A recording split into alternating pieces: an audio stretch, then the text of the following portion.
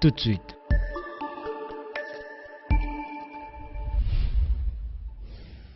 Le journal.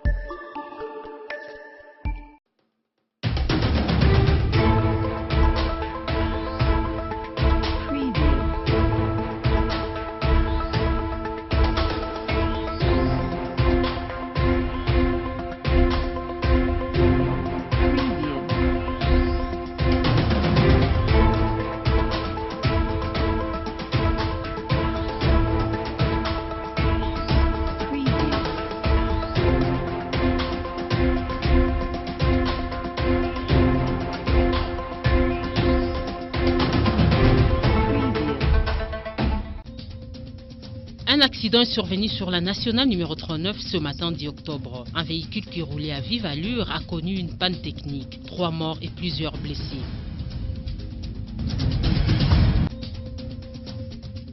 Lancement ce mercredi 10 octobre à Tenkefungurume d'une campagne de vaccination contre la poliomyélite pour les enfants de moins de 5 ans. Les parents étaient satisfaits de cette initiative. Madame et messieurs, bienvenue dans cette édition. 3 morts et plusieurs blessés et les bilans d'un accident de circulation survenu ce matin 10 octobre sur la route nationale numéro 39 au niveau de la courbure de Maembe en face de la cimenterie Karilou, non loin de Moussampo Maison. Coucou Panou. Des pneus crevés, pare-brises brisés, véhicules bosselés de part et d'autre, des bidons d'essence percés, des sacs de braise saccagés, c'est le résultat de cet accident. C'est une désolation. Il venait du champ, les véhicules venaient du Lualaba. Arrivé au niveau de la courbure 5, il est monté dans les véhicules et après c'était l'accident. Il y a 3 morts.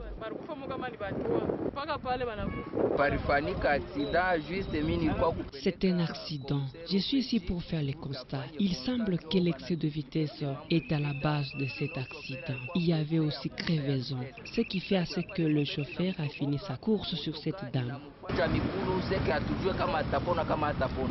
Selon les sources concordantes, le chauffeur roulait à vive allure et semblait être à l'état d'ivresse. C'est inquiétant.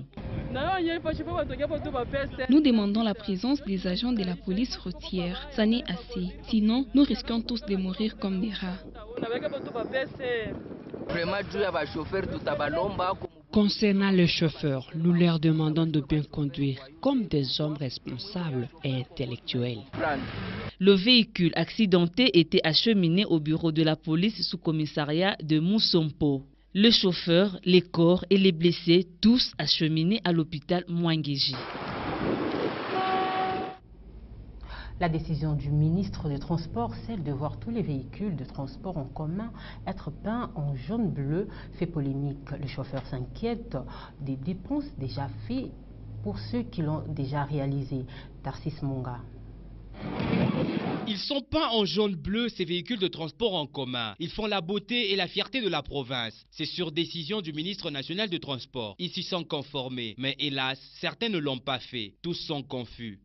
Pourquoi problème, Bartolé, ça qu'il faut... Le problème en est que nous avons respecté et avons mis en pratique ce que les autorités ont exigé. Maintenant, quant à ce qui s'est dit de repeindre nos véhicules en bleu-blanc, cela nous embarrasse. Nous avons fait beaucoup de dépenses. Si tel est le cas, que le gouvernement nous vienne en aide. Parce que c'est à peine que nous venions de repeindre nos véhicules. Le refaire serait trop nous demander.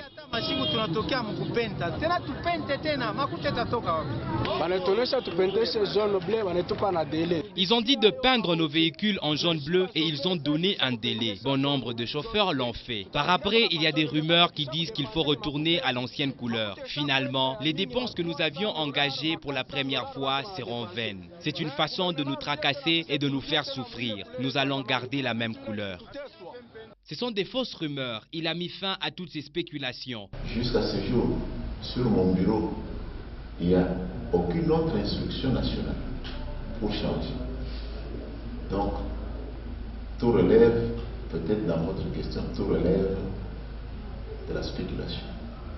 Si ça se fait à Lubumbashi, peut-être qu'ils ont eu une instruction nationale que nous n'avons pas encore. Jusque-là, nous n'avons pas eu une instruction du ministère national des Transports nous demandant de changer de couleur. La date butoir était fixée au 10 octobre.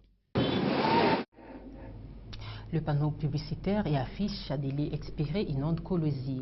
Quelle est la politique prévue pour leurs évacuations? Tentative de réponse dans cet élément. Odilon Mouepou.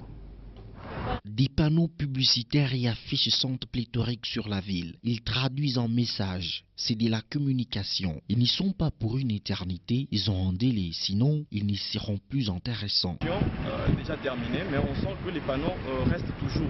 Alors il faudrait que les autorités puissent quand même voir ce qu'il faut faire par rapport à ces panneaux qui ont déjà expiré et qu'il faudrait nécessairement enlever.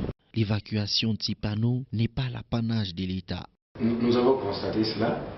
On était sur le terrain depuis hier. On a constaté le mesure que nous avons prévu.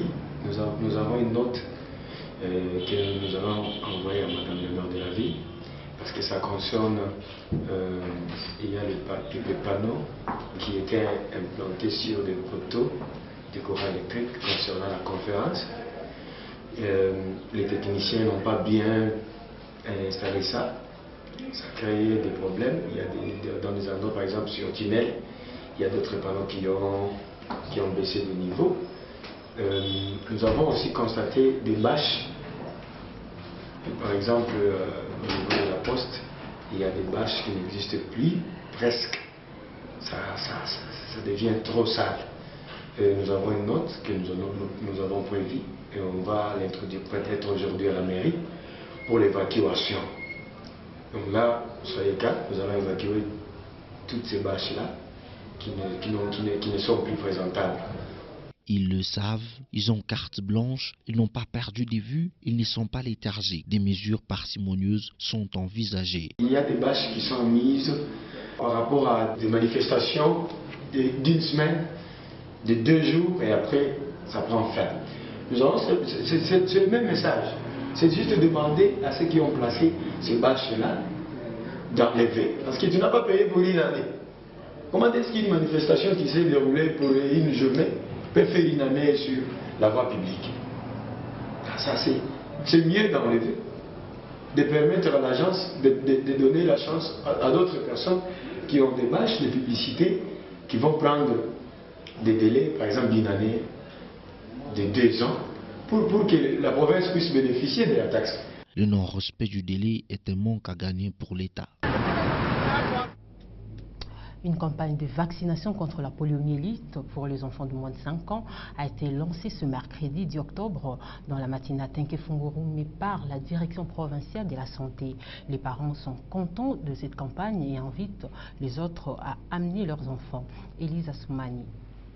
Agnès Ngoï et Mandéou Pemba sont dans des chaises roulantes. Ils ne savent pas marcher normalement. Ce n'est pas de leur propre gré. Ils ne s'étaient pas fait vacciner. Ils subissent les déboires de la non-vaccination. Ils ont donné un témoignage poignant. Les parents ont compris la quintessence du message.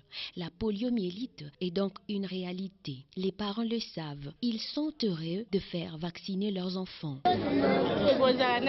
Nous avions fait vacciner nos enfants pour qu'ils ne soient pas atteints de la poliomyélite. Je demande aux parents d'amener leurs enfants pour qu'ils soient vaccinés.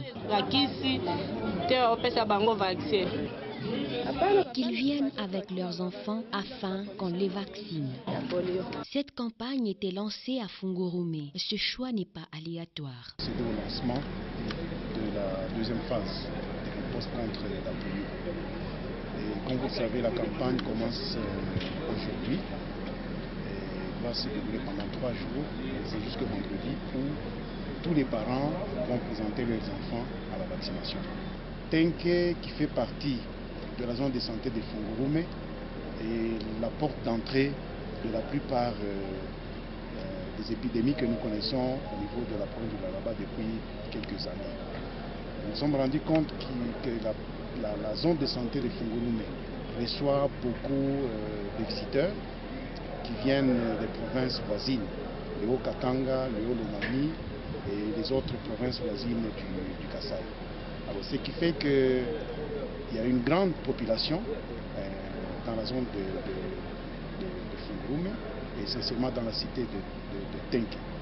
Alors, nous nous sommes dit, si nous voulons réduire tout ce que nous avons comme menace de nouvelles épidémies, il faut que nous allions à Tenke procéder au lancement de cette campagne, de cette phase de vaccination, pour que le message soit suffisamment écouté par la population. La vaccination débute ce jeudi 11 octobre et prendra fin le samedi 13. Les obsèques du professeur Moulala Kayombo ont eu lieu aujourd'hui, mercredi 10 octobre 2018, dans l'enceinte des Bébiates à l'université de Kolwezi. Amis, collègues des services et membres de famille lui ont rendu des hommages vibrants. Tarsis Monga. Ils sont tous consternés. Ils déposent des gerbes de fleurs. Plus d'un pleure son départ. C'est une désolation.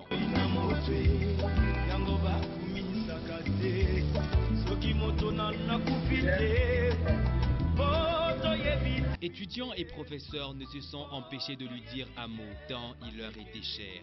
C'est ici, Moulala, sur cette même place, au même endroit, que je pleurais.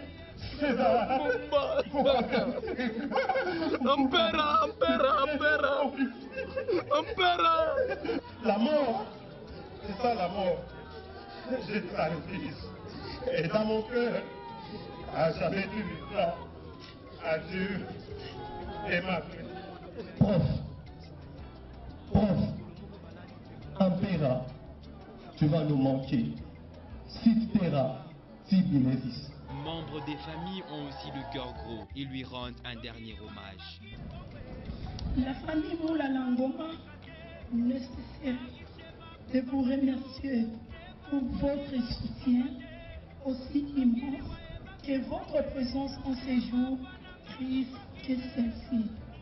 Nous rendons grâce à notre Dieu Jéhovah, Dieu le seul maître de temps de circonstances, et prions constamment à ce que son âme se repose en paix.